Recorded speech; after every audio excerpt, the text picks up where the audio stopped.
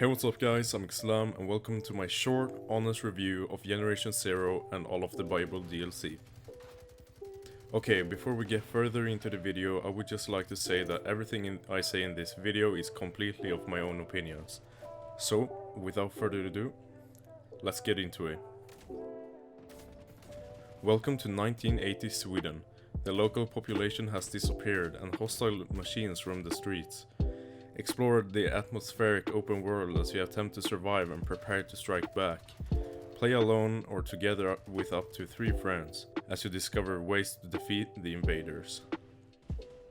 Alright, so I bought the game as soon as it got released last year after a friend had shown me the trailer for the game. I quickly finished the main game, and later that year I also purchased the Alpine Unrest DLC, which I finished earlier this year. I then also purchased the FNIX Rising DLC as soon as it got released earlier this summer. Let's start with the main game. As some of you might know, the game had a rough start at launch, but since then the developers has done an amazing job at fixing up the game. The main story and game is really good in my opinion, but there was a point in the game where I felt like the gameplay was repeating itself a bit, but this wasn't for very long. Otherwise, I believe that the main story and game is fantastic and worth the money. Okay, let's get into the Alpine Unrest DLC. Okay, I honestly think that this DLC is a really good one. I really enjoyed exploring a new part of the map with a new snowier environment, as well as some new, more difficult enemies.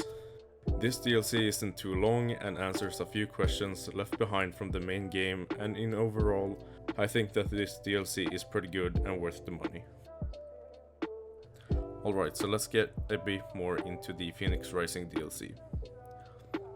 Alright, so I'm gonna be completely honest. I don't think that this DLC is quite worth the money. It's a pretty short DLC, I completed it in about 3 hours. And it also doesn't really feel like a DLC, but more like a small main game expansion. But this DLC also brings some good game lore to the player, which is something that I personally really enjoyed. But I'm also a bit disappointed that it didn't give me more than that, except the 3-hour gameplay, which I think was an okay experience.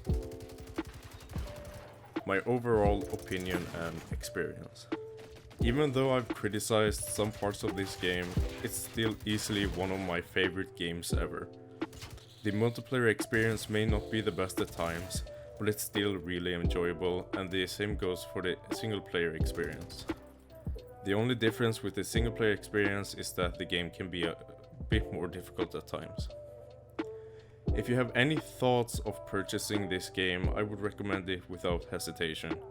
You don't know if this game is for you before you try it out for yourself. Also, before I end this review, I just want to say that I really appreciate the developers for making and fixing up this game to what it is today. Anyways, thank you so much for watching. I hope to see you in my next video. But until then, have a good one and goodbye.